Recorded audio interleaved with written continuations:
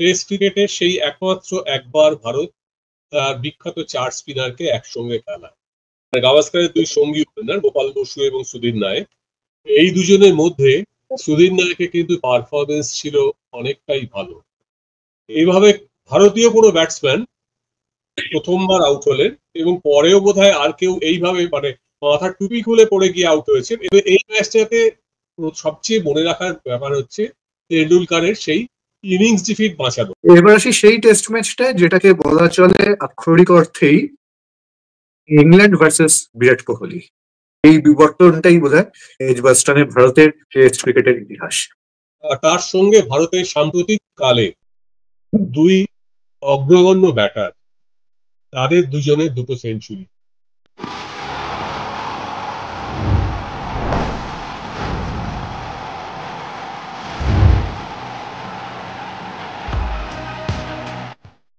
নমস্কার, wheeler Willey আবার আপনাদের সকলকে স্বাগত জানাই। আজকে আবার আমাদের সঙ্গে রয়েছেন আমাদের ক্রিকেট অ্যানালিস্ট মিস্টার কলরব রায়। কলরব দা, উইলার উইলে আপনাকে স্বাগত জানাই। নমস্কার।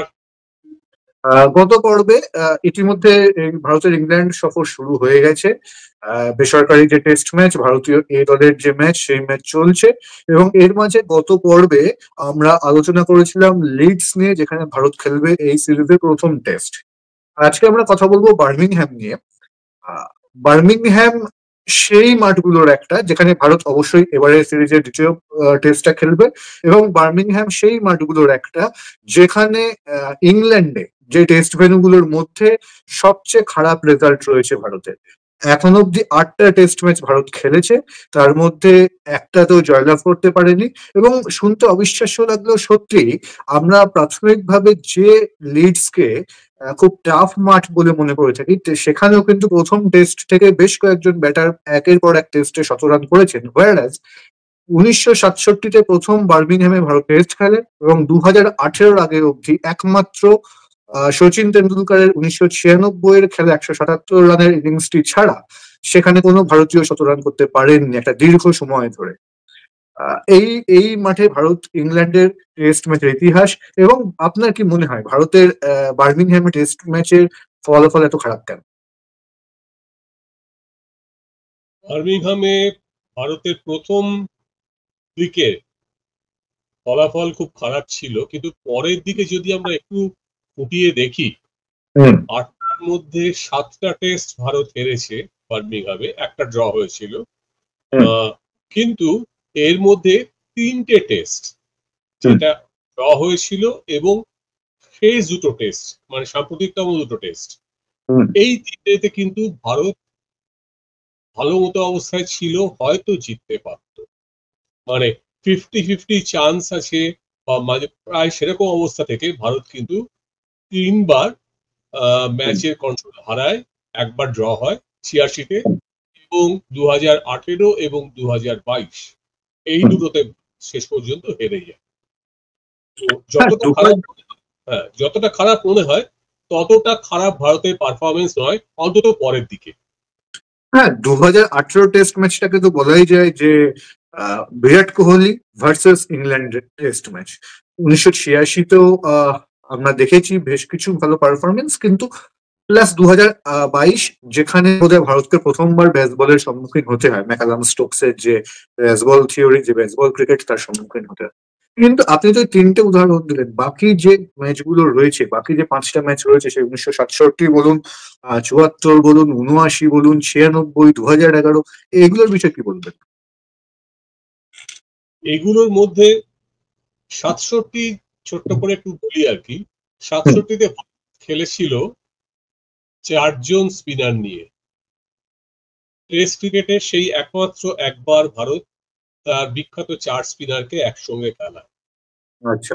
একটা কারণও ছিল, সেই সফরে ভারতে এমনিতে তখন পেস বোলার ছিল না, তো 3জন স্পিনার বা মিডিয়াম পেসার যারা ছিলেন সেই সফরে দলে, 3জনেই আহত বা অসুস্থ।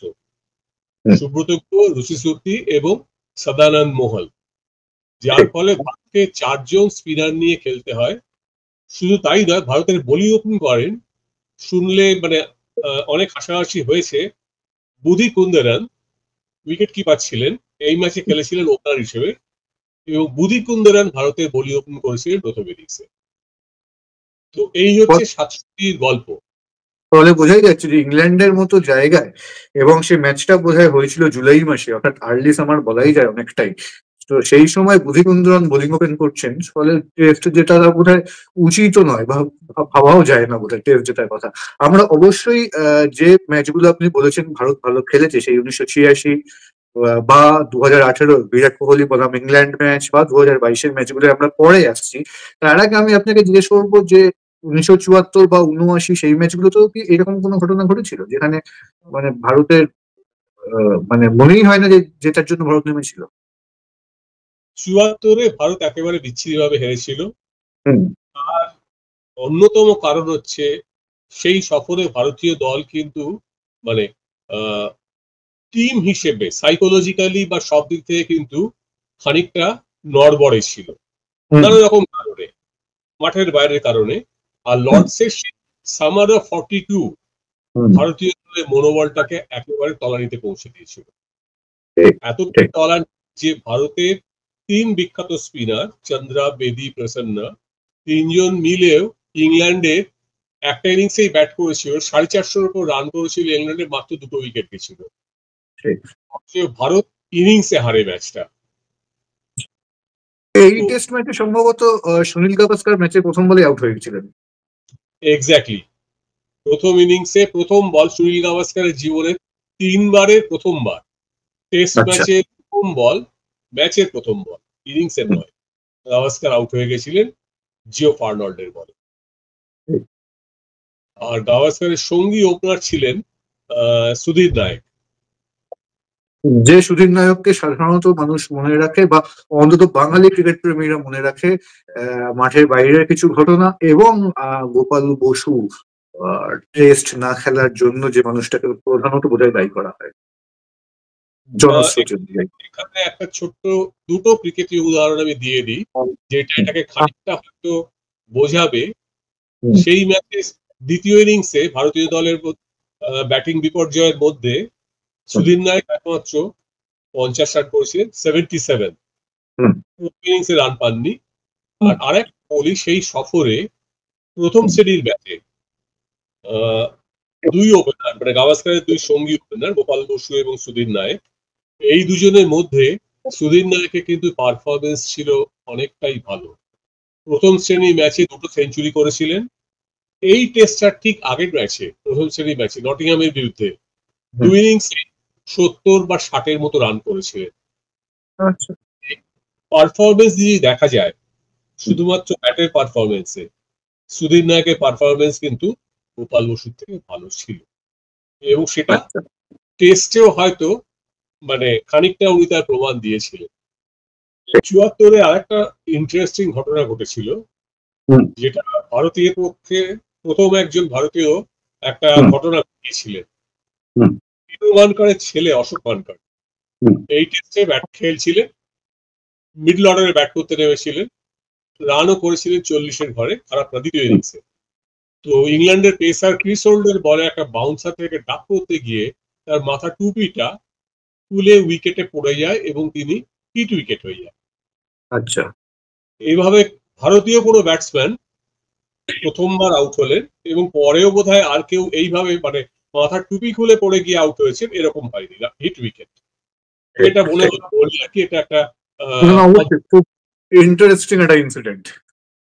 আমরা সাধারণত মানে বেশ কিছু বছর আগে উইকেটের উপর পড়ে গিয়ে ইনিয়ামুল হক, যদিও সেটা একদিনের ম্যাচে হিট উইকেট হয়েছিলেন, সেগুলো নিয়ে আমরা হাসাহাসি করি, বা আমরা দেখেওছি সাম্প্রতিক অতীতে যে হেলমেটে বাউন্সার লেগে হেলমেট উইকেটের উপর পড়ে গিয়ে হিট উইকেট হতে অন্য দেশের প্লেয়ারদের। কিন্তু এই ঘটনাটা অবশ্যই খুব ইন্টারেস্টিং, যে মাথায় টুপি খুললে পড়ে গিয়ে হিট উইকেট হওয়া। তো এরপর আসি 1979 টেস্টে। এই টেস্টটাকে আপনি কিভাবে মনে রাখবেন? 79 দেখো, খুব সুন্দর উইকেট পেয়ে টসে জিতে ইংল্যান্ড ব্যাট করতে নামে এবং মনের সুখে খেলে প্রায় 633 রান করেছিল 5 হুম। উইকেটে। হুম। ডেভিড গার্ড ডাবল সেঞ্চুরি করেন, বয়কট সদেরেকের ওপর রান করেছিলেন। হ্যাঁ। এখানে একটা ছোট্ট জিনিস বোধহয় বলি, 67 থেকে 79 এর মাঝখানে ভারতীয় ক্রিকেটের বোলিং এ একটু একটু বদল হয়েছিল। 79-তে প্রথম ভারতের হয়ে টেস্ট ম্যাচ ইংল্যান্ডে খেলেন কপিল দেব নিখাঞ্জ ইয়েস, এবং 5টা উইকেট নিয়েছিলেন এই বার্মিংহামে। এই বার্মিংহামে। এই ইনিংসেই একমাত্র কপিল দেবই বোলিং এ ভারতের মুখ রক্ষা করেছিলেন খানিকটা।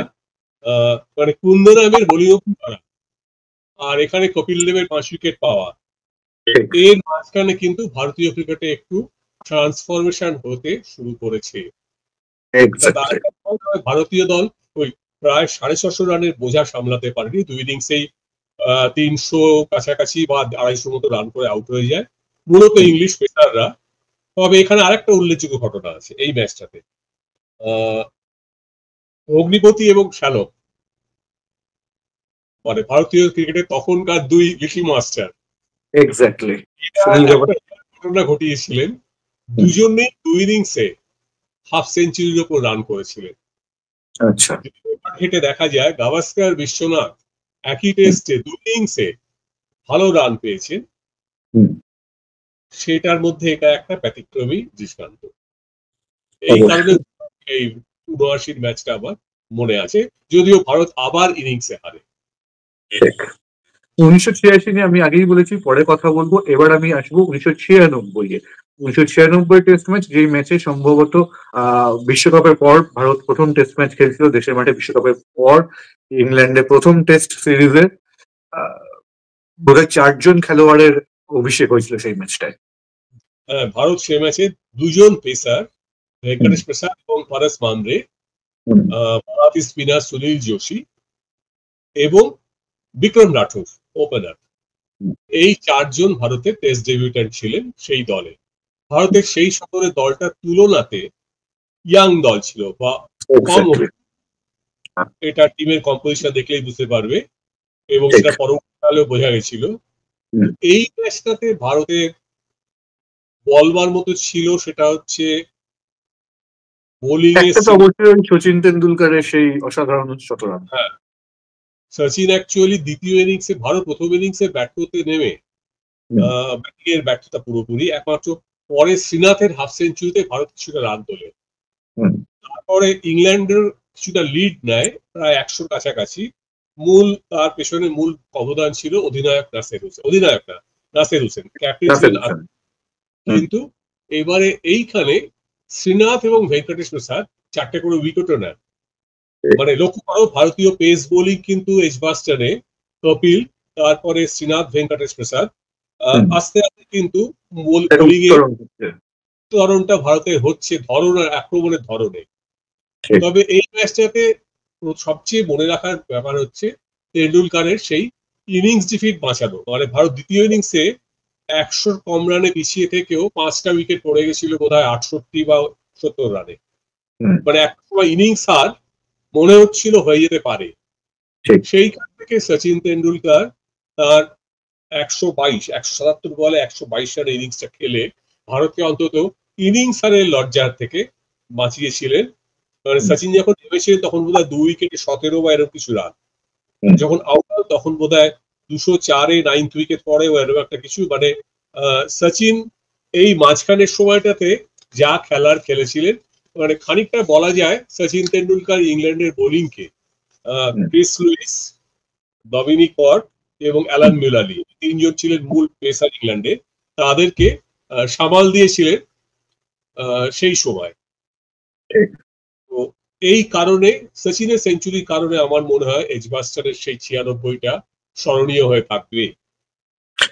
তার সঙ্গে একটু বলি, এবং যেটা আপনি এর আগেও বললেন, যে এই ম্যাচ থেকেই শুরু হয়েছিল ভারতের 90-এর দশকের যে পেস বোলিং জুটি, সেই শ্রীনাথ এবং প্রসাদ জুটির, মানে টেস্ট ক্রিকেট অন্তত শুরুটা এখান থেকেই হয়। এবং এরপরে ম্যাচটাই থেকে শুরু হয় ভারতীয় ক্রিকেটের সৌরভ গাঙ্গুলি, রাহুল দ্রাবিড় যুগ, মানে যারা সচিন তেন্ডুলকারকে যথেষ্ট সাহায্য করেন এরপর ভারতীয় ব্যাটিংকে টেনে নিয়ে যেতে সব রকম ফরম্যাটেই।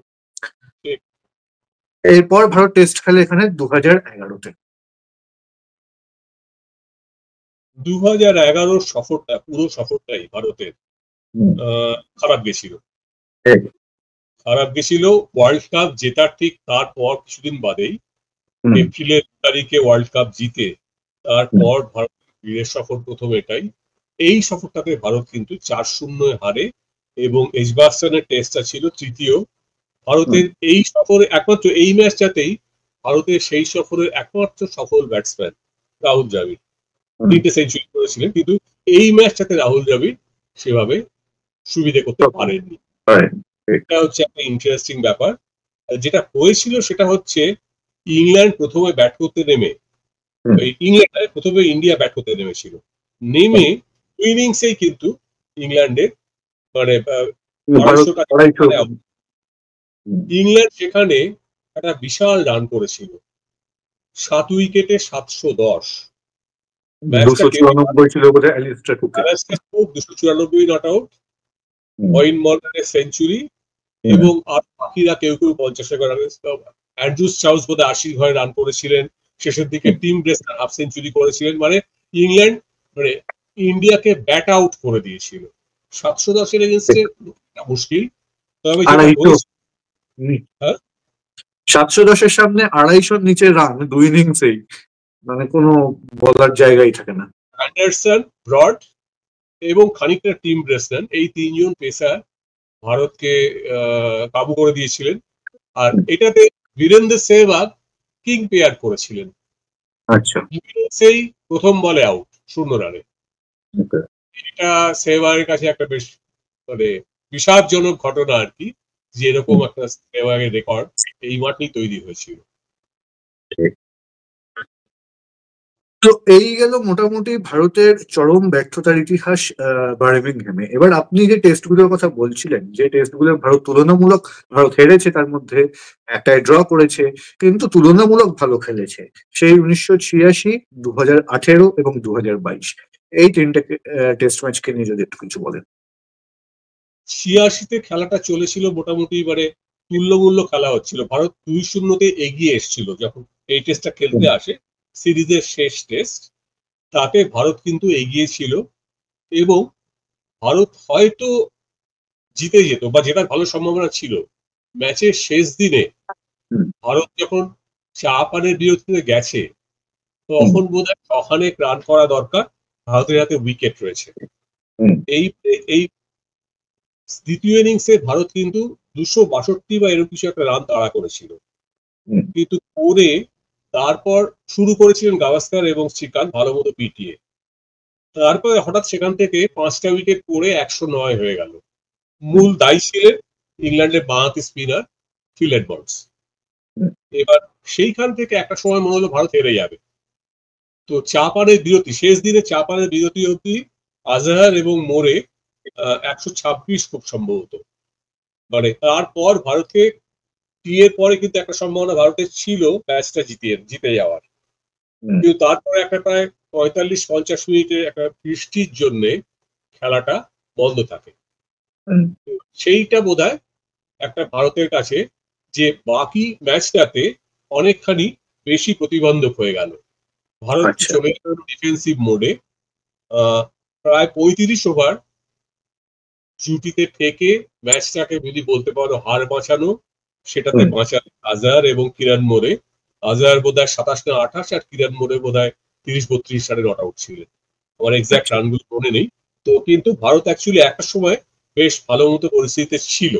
আর এই ম্যাচে ভারত আর একটা আবার বলি, ভারতের পেস বোলিং এর উন্নতির ব্যাপারটা 86 সফরে কিন্তু ভারতের পেসাররা ইংল্যান্ডকে হারাবার জন্য মূল একটা বড় ভূমিকা নিয়েছিলেন।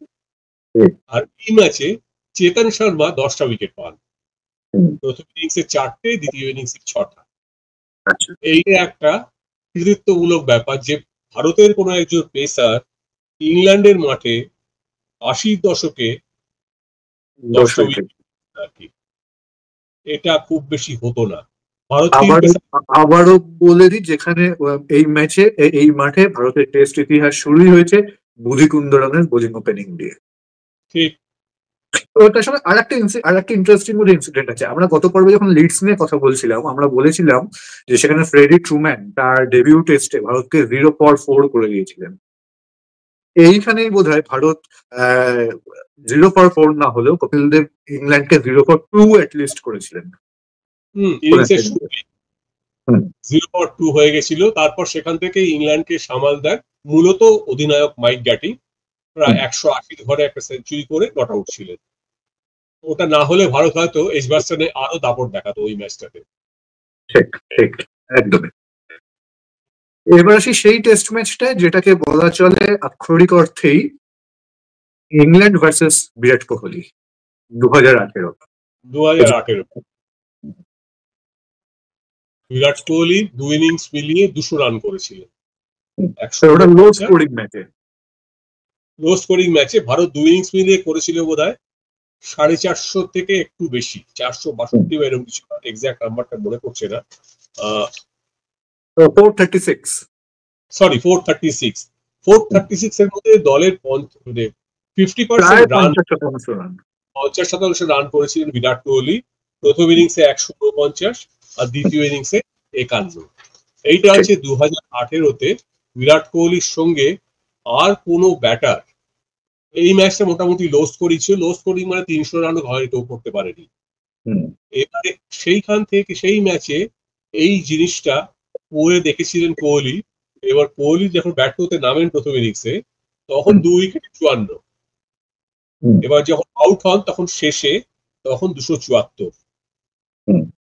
এই যে পুরো ইনিংসটা আর কি বিরাট কোহলি বিপক্ষের বোলারদের মধ্যে ছিলেন অ্যান্ডারসন, ব্রড, নতুনদের মধ্যে ছিলেন স্যাম কুরান, বোধহয় সিরিজ তার, আর বেন স্টোকসও দলে ছিলেন বোলারদের মধ্যে। এর বিরুদ্ধে আর সঙ্গে আদিল রশিদ ছিলেন স্পিনার। এই বোলিং অ্যাটাকটা ইংল্যান্ডের বেশ ভালো মতো ছিল। আর এখানে একটা বলি আমি কোহলির সঙ্গে, আমরা দ্বিতীয় ইনিংসে যেটা হয়েছিল সেটা হচ্ছে যে ভারতীয় বোলাররা কিন্তু যথেষ্ট দাপট দেখিয়ে ইংল্যান্ডকে চাপে ফেলে দিয়েছিলেন। এর মধ্যে রবি অশ্বিন ওপেন করে 3টে উইকেট নেন। আচ্ছা, তারপরে বাকিটা কাজ করেন যারা, তাদের মধ্যে ছিলেন ইশান্ত শর্মা এবং উমেশ যাদব। ইশান্ত 5 উইকেট নেন। তো এবারে স্যাম কোরানের একটা 63 রানের ইনিংস না খেললে কিন্তু ভারতের কাছে বোধহয় ম্যাচটা, মানে ওই ইনিংসটা স্যাম কোরানের ম্যাচে ভারতকে বোধহয় অনেকটা পিছনে ঠেলে দিয়েছিল। কেননা ভারত হেরেছিল, কিন্তু আমি বলবো যেটা যথেষ্ট সুযোগ ছিল। ফোর্থ ইনিংসে যে টার্গেট ছিল ভারতের সামনে, ফোর্থ ইনিংসে টার্গেট ছিল ভারত একটা সময় কিন্তু মোটামুটি 200-র নিচে, মানে 194। এইবারে কোহলি টানছিলেন 141-এর মাথায় কোহলি আউট হয়ে গেলেন। এই কোহলি আউট হওয়ার পর তারপর ভারতের বাকি 3টে উইকেটে আর 21 রানের বেশি যোগ করা গেল না। এবার ভারত হারে 31 রানে। মানে ওইখানে কোহলি তার আগে আমি আরেকটা জিনিস বলবো, সেটা হচ্ছে ভারতের ইনিংসের শুরুতে কিন্তু কোহলি টানছিলেন প্রথম থেকেই, মানে প্রায় 48 for 5 বা এরকম কিছু একটা গন্ডগোল হয়ে গেছিল। তারপর থেকে মানে একা কোহলি এরকম একটা সিচুয়েশন হয়ে গেছিল ম্যাচ জেতাতে হলে। মানে এই ম্যাচটাতে কোহলি যদি একটু সাপোর্ট পেতেন তাহলে এই ম্যাচটা ভারতের জেতবার ভালো মতন সম্ভাবনা ছিল। ঠিক একদম। মানে ওই স্যাম কারানের 63 রানের ইনিংস তুমি যদি দেখো, ম্যাচ হেরেছিল ভারত 31 রানে।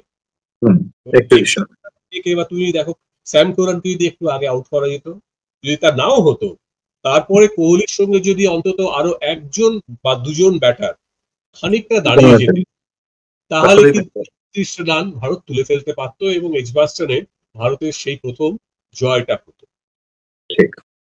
এবং আমি শুরুতেই যেটা বলছিলাম যে 1967 সালে ভারত প্রথম টেস্ট ম্যাচ খেলে, এই 2018 সালে এসে বিরাট কোহলি হলেন দ্বিতীয় ভারতীয় ব্যাটার যিনি এজবাস্টনে সেঞ্চুরি করলেন। সচিনের পর বিরাট কোহলি। এক্স্যাক্টলি। এবারে আসবো 2022 শেষ টেস্ট।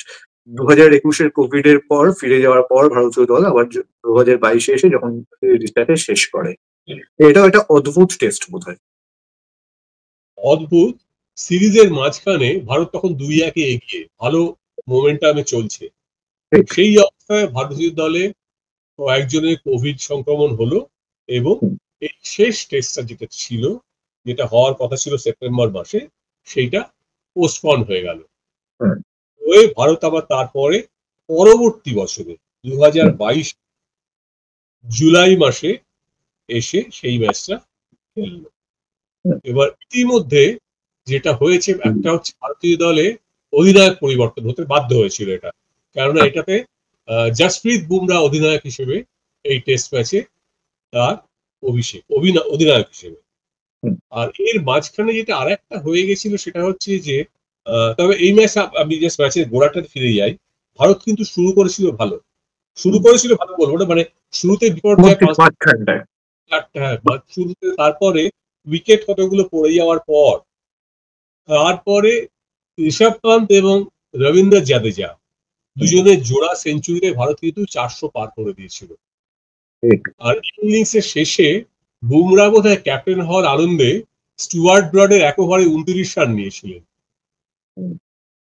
বেদম পিটিয়েছিলেন, একটা ওভারে মনে আছে, মানে মেরেই যাচ্ছে। এটা আমি জানি না বুমরা ক্যাপ্টেনশিপ সেলিব্রেট করছিল কিনা, তো তারপরে হতে পারে। তারপরে যেটা হয়েছিল সেটা হচ্ছে যে এবারে আবার বুমরা, শামি এবং সিরাজ। খেয়াল করো এই ইতিমধ্যে 2018 থেকে কিন্তু ভারতের পেস বোলিং আক্রমণ ইংল্যান্ডে এই 4 জন করে খেলতে শুরু করেছে।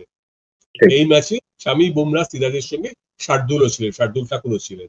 এই পেসাররা মিলে ইংল্যান্ডকে 5 উইকেটে 83-তে নিয়ে এলেন, মানে 400 এগেইনস্টে 83 রানে 5।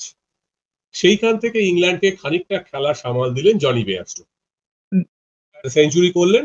ইংল্যান্ড 300 থেকে অল্প কিছু রান করলো, মানে লিডটা কমে গেল, 150 নিচে লিডটা চলে গেল। যে লিডটা একসময় মনে হয়েছিল 200-250 লিড হবে, সেটা 150 নিচে চলে গেল। ভারত দ্বিতীয় ইনিংসে খারাপ ব্যাটিং করেনি, মানে ভালো মতো খেলে সব মিলিয়ে ইংল্যান্ডকে দিল প্রায় 450 রানের টার্গেট ফোর্থ ইনিংসে, 378 মনে আছে আর কি, যেটা ইংল্যান্ডের পক্ষে কখনো তোলেনি। তো একটা জিনিস এখানে গন্ডগোল হয়ে গেল হিসেবে, ইতিমধ্যে ইংল্যান্ডের ব্যাটিং এর ধরনটা পাল্টে গেছে। 2021 থেকে 2022 এই মাঝখানে একটা বছরে কোভিড পরবর্তী সময়ে ইংল্যান্ডের কোচ হয়ে এসছেন ব্রেন্ডন ম্যাকালাম, আর অধিনায়ক হয়েছেন রুটের জায়গায় বেন স্টোকস। এই জুটিটা যে কোনো কারণেই হোক একটা aggressive batting, super aggressive batting এর ট্যাকটিক্স নিয়েছেন। ইনফ্যাক্ট 2022 তার আগে ইংল্যান্ড নিউজিল্যান্ডকে 3 বার পরপর হারিয়েছে ফোর্থ ইনিংসে রান চেস করে এবং ফার্স্ট রান তুলে। এইবারে সেই বাস বলের সামনে পড়ে গেল ভারত। হয়তো প্রথমবার বলেই ভারত পরে বাস বলের মোকাবিলা করেছে, সেটা আমরা জানি দেশে, কিন্তু প্রথমবার এই বাস বলের আক্রমণের সামনে পড়ে 3টে উইকেট ইংল্যান্ডের, প্রথম উইকেট ইংল্যান্ডের 100-র উপর রান তুললো, কিন্তু তারপরে 109 ফর 3, 109 ফর 3, 378 টার্গেট। ভারত ভালো মতো অবস্থায় ছিল। এইখান থেকে ম্যাচ বার করে নিয়ে গেলেন জো রুট আর আবার সেই জনি বেয়ারস্টো।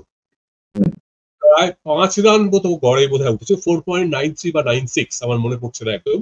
এই রেটে রান তুলে ম্যাচটা ভারতীয় বোলারদের জাস্ট হতভম্ব করে দিয়ে নিয়ে বেরিয়ে গেলেন ইংল্যান্ডের এই 2 ব্যাটার। অথচ ম্যাচটায় সেই পর্যন্ত ভারতের ভালো মতন প্রাধান্য ছিল।